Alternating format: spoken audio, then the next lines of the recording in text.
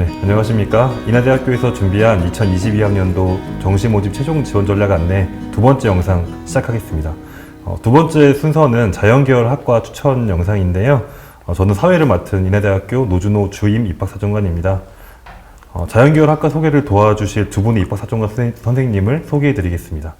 먼저 고보현 책임전문위원이십니다. 안녕하세요. 네, 수험생 여러분 안녕하세요. 인하대 책임사정관 고보현입니다. 네, 옆에 계신 분은 송아영 입학사정관이십니다. 안녕하세요. 네, 안녕하세요. 인하대학교 입학사정관 송아영입니다. 반갑습니다.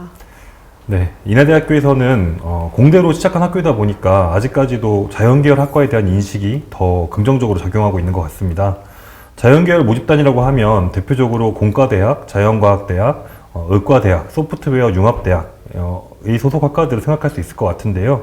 먼저 공과대학 학과 추천을 받아볼까 하는데 어느 분께서 준비해 주셨나요? 네. 제가 먼저 하겠습니다. 네. 네. 먼저 인하대에 대해서 설명을 잠깐 드리면서 공과대학에 대한 소개를 해드릴 텐데요. 1954년에 한국 전쟁 직후에 폐허가 된 대한민국을 공학으로 일으켜 세우자 이런 이제 어려운 뜻을 가지고 공업 입국의 염원을 담아서 공과대학 중심으로 설립한 대학입니다. 따라서 공과대학은 대한민국 최고 중에 하나다 이렇게 자부할 수 있겠는데요. 그 중에 하나가 공학교육인증 ABEK입니다.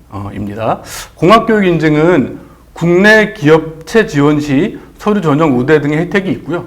또 별도의 교육과정 없이 국제기술사 신청 자격이 부여되며 해외 진학, 인턴십, 취업 시에 학력의 등가성을 보장해주는 제도입니다.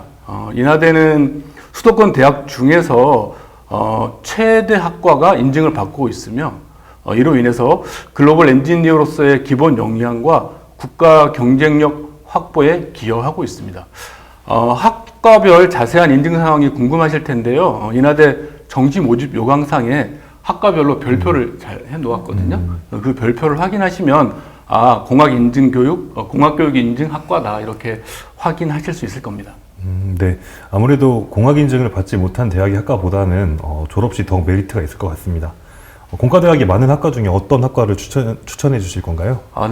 제가 수험생들을 위해서 어떤 학과를 추천할까 많이 고민을 했는데요. 최근에 부상하고 있는 학과를 추천드려야겠다 싶어서 생명공학과를 가지고 왔습니다. 인하대학교 생명공학과는 교육부와 한국대학교육협의회에서 주관하는 산업계 관점 대학평가에서 바이오 의학 분야 최우수 대학으로 2번이나 선정될 정도로 우수한 학과이고요. 특히 지난해에 교육부 주관 BK21 혁신인재 양성 사업에 조금 어려운 용어이긴 한데 산학융합 인터랙티브 바이오 공정 혁신 교육 연구단에 선정이 돼서 스마트 바이오 공정의 원천 기술 연구를 진행하고 있습니다. 최근에는 송도 경제자유구역에 위치한 삼성 바이오로직스 들어보셨죠? 네. 네, 그 삼성 바이오로직스와 바이오 제약공학 계약학과를 설립하는 삼성 바이오로직스 인하대학교 산학 협약식이 체결되었거든요. 이 협약에 따라서 인하대학교는 2022학년도 1학기부터 매년 20명씩 선발할 계획을 가지고 있습니다. 네. 혹시 입시에 관련된 부분도 좀 그렇죠. 네. 아무래도 수험생들은 생명공학과 입시 결과가 더 궁금하실 텐데요. 네. 우선 이제 모집 인원이 중요합니다. 그래서 모집 인원을 보면 2022학년도에 가군에서 전년도 대비 모집 인원이 7명이나 증가했습니다. 그래서 16명을 모집하고요. 아마 수시 2월 인원을 포함하면 인원은 더 증가할 것으로 생각할 수가 있고요. 또 경쟁률도 중요한데요. 실질 경쟁률을 포함해서 말씀드려 보도록 하겠습니다. 실질 경쟁률이란 추가 충원까지를 고려한 경쟁률을 의미하거든요. 그래서 3년치의 경쟁률을 보면 평균 4대1에서 5대1 정도의 경쟁률, 그리고 실질 경쟁률은 2대1 안팎입니다. 그래서 경쟁률이 꾸준하게 유지되고 있으며 큰 변화가 있지는 않은 상황이다 이렇게 말씀드릴 수 있습니다. 특히 입결을 말씀드려보면요. 작년도 입결을 100분위 중심으로 보았을 때 국수탐 100분위 기준으로 최종 등록자의 70% 평균이 85.05% 정도였습니다. 수도권 주요 대학의 모집 인원 증가, 그리고 인하대 생명공학과의 정시 모집 인원의 증가 이런 것들을 고려하면 올해 100분위는 전년도 대비해서 한 2에서 4%포인트 정도 하락할 가능성이 있다. 이렇게까지 말씀드리겠습니다. 네. 모집 인원이 증가한 부분하고 실제로 경쟁률이 그다지 높지 않다는 점이 포인트가 될 수 있겠습니다. 요즘 코로나19로 인해서 생명과학 계열의 학과 인기가 굉장히 많이 높아진 걸로 알고 있는데요. 국내 대표 기업인 삼성바이오로직스와 꾸준한 협업을 하고 있는 학과라서 수험생분들에게는 더 매력적인 학과로 보일 것 같습니다. 네, 생명공학과도 유명하지만 공과대학 하면 전화기라는 말이 있잖아요. 혹시 사회자님이 전화기가 어떤 과 말하는지 알고 계시나요? 너무 유명한 단어라서 알고 있는데 전자전기공학과랑 화학공학과, 기계공학과 네 가지 아닌가요? 네, 맞습니다. 그래서 이 중에서 제가 추천할 과는 전기공학과와 전자공학과입니다. 공과대학 중에서도 전통적으로 이제 학생들이 선호하는 학과들로 볼 수가 있는데요. 특히 인하대학교 공과대학에서 입학하면 학부생 신분으로 대학원 연구실 연구에 참여할 수 있는 프로그램이 있어서 특히나 공과대학 중에서도 인하대의 특징으로 꼽을 수가 있습니다. 이 BK21 사업의 일환인 학부 연구생 프로그램인데요.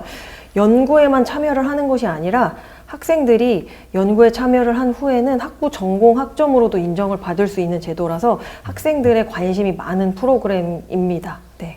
그리고 최근에는 학부 연구생 프로그램에 참여한 전자전기공학과 학생들이 언론에 보도될 만큼 눈에 띄는 성과를 보여주기도 했습니다. 그래서 제가 간단하게 소개를 드리자면 전자공학과 학부 연구생인 박진우 학생이 제1저자로 참여한 연구 논문이 상위 1%로 국제학술지에 게재돼서 화제가 됐었는데요.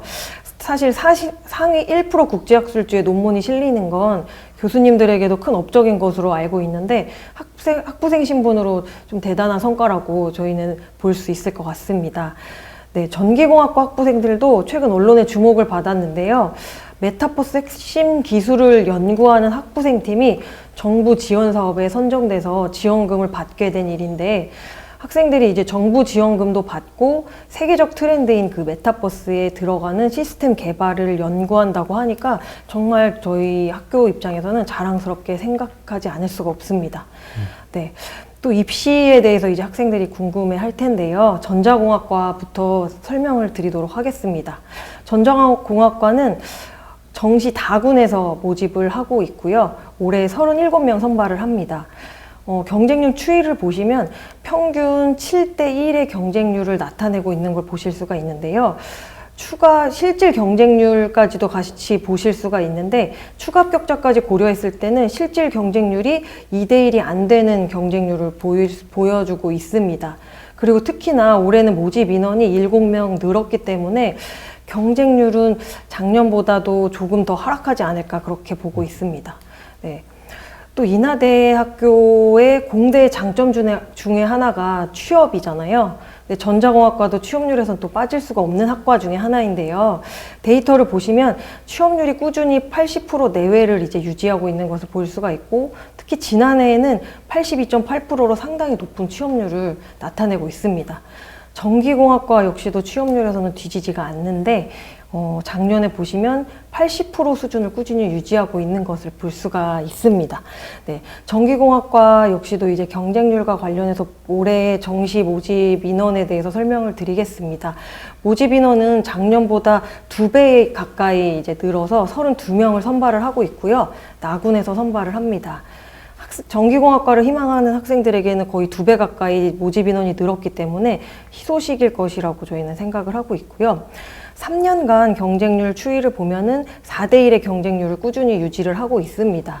그리고 실질 경쟁률을 고려했을 때는 전자공학과와 마찬가지로 2대1이 안 되는 경쟁률을 보이고 있기 때문에 올해 모집 인원도 많이 늘었고 실질 경쟁률은 2대1이 안 되기 때문에 전기공학과를 원하는 학생들은 좀 지원을 적극적으로 해봐도 좋을 것 같습니다.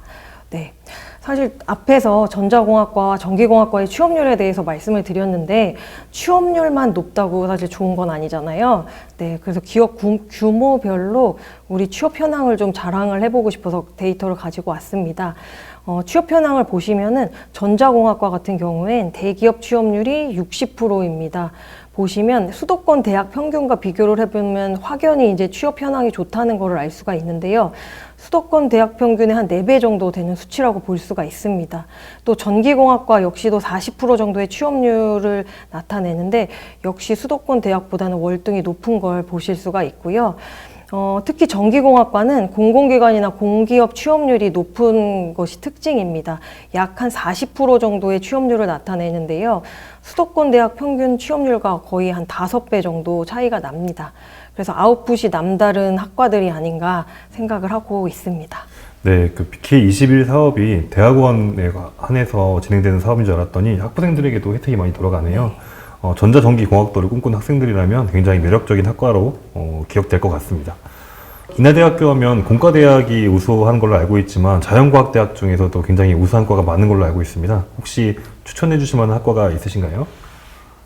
자연과학대학은 제가 추천드려 보겠습니다. 네. 저는 화학과를 추천드리고 싶은데요. 자연과학대학은 아무래도 취업도 중요하지만 연구자가 되고 싶은 학생들이 많이 지원하는 학과, 대학 중에 하나잖아요. 네. 예. 그 중에 특히 인하대학교 화학과는 2021년에 한국공업학회에서 수상하는 가장 권위 있는 상인 대주학술상을 수상하고 또 고분자 소재와 탄소 소재의 계면 특성 관련 연구로 논문 피인용 횟수에서 세계 상위 1%의 연구자에 선정되셨던 박수진 화학과 교수님이 계십니다. 예, 그래서 학과와 학과 교수님 모두 연구 분야에서 두드러진 성과를 보여주고 있는 학과이기 때문에 강력하게 추천을 드리고요. 입시 결과를 말씀드려보면 2022학년도에 화학과의 정시 모집 인원은 19명입니다. 선발 인원 대비 경쟁률 및 실질 경쟁률은 하락하는 상황이라 수험생들이 접근하시기에 조금 수월할 것이라고도 생각이 들고요. 2021학년도 입시 결과는 국수탐 100분위 기준으로 83.04%였습니다. 수도권 정시 모집 인원의 증가, 그리고 약대 정시 모집, 인하대 정시 모집 인원 확대를 고려해 봤을 때 올해는 뭐 마찬가지로 입결이 조금은 하락할 것이라는 예상은 다시 한번 말씀을 드리고요. 특히 화학과의 경우에는 약대 정시 모집의 영향을 많이 받을 것이라서 수험생들이 조금 더 소신껏 지원을 하셔도 될 것 같다. 이렇게 말씀드릴 수 있을 것 같습니다. 네. 순수학문을 추구하는 자연과학대학 학과답게 연구를 위해 진학을 하는 비율도 굉장히 높은 것 같습니다. 그리고 저에게 강의를 해주시는 분이 그렇게 세계적으로 영향력 있는 교수님이라면 굉장히 학교를 다닐 때 자부심을 갖고 학교 생활을 할 수 있을 것 같아요. 올해 승격된 소프트웨어 융합대학도 수험생들이 알만한 내용이 있을까요? 네, 소프트웨어 융합대학에는 4차 산업혁명 사회에 필요한 그런 필수적인 인재들을 키워내기 위한 첨단 학과들로 이제 이루어져 있는데요. 학과 이름을 보시다시피 인공지능공학과, 데이터 사이언스, 스마트 모빌리티 공학과 등 4차 산업혁명과 굉장히 밀접한 학과들로 이루어져 있다는 것을 보실 수가 있습니다. 소프트웨어 융합대학은 올해 첨단 융합학부에서 단과대학으로 승격이 됐습니다. 승격이 되면서 대학의 지원은 더 활발해지고 학과 간 융합도 적극적으로 이루어질 것이라고 보여지기 때문에 앞으로 더 큰 성장을 보일 것으로 예측이 됩니다. 인하대 소프트웨어 융합대학의 장점이 있는데요. 인하대학교 공대가 유명하잖아요. 네. 근데 그 공대가 수년간 축적한 공학 분야와 융합된 교육 과정을 운영하는 것이 또 인하대학교 소프트웨어 융합대학의 특징이라고 보실 수가 있습니다. 소프트웨어 융합대학은 신입학 장학금을 대폭 지원을 해서 눈길을 끄는데요. 4년간 등록금 전액 지원을 하는 학과들이 있습니다. 인공지능공학과와 데이터 사이언스학과, 스마트 모빌리티 공학과인데요. 단 이제 장학금은 최초 합격자를 대상으로 하고 있고요. 수시 2월 인원은 대상에서 제외되기 때문에 이 부분을 잘 감안을 하셔서 지원을 하시면 될 것 같습니다. 작년과 올해 첨단 산업 분야에서 신설학과들이 대학별로 굉장히 많이 생겨난 걸로 알고 있습니다. 인하대학교는 기존 공과대학 이 가진 장점과 잘 융합된 교육 과정을 운영함으로써 그리고 또 신입학 장학금까지 대폭 저희가 확대 지급을 하고 있기 때문에 수험생 여러분들께서 눈여겨서 봐주시면 좋을 것 같습니다. 지금까지 입학사정관 두 분을 모시고 자연계열 학과 추천 내용을 들어봤습니다. 끝으로 수험생 여러분께 하고 싶은 당부의 말씀 있으시면 부탁드립니다. 네, 올해 정시는 다양한 변수들이 많이 발생하는 정시일 것 같습니다. 문이과가 통합되는 선택형 수능이 처음 도입되었고 시험 출제 오류로 일부 과목에서는 백지 성적표가 배부되는 초유의 사태도 발생하였습니다.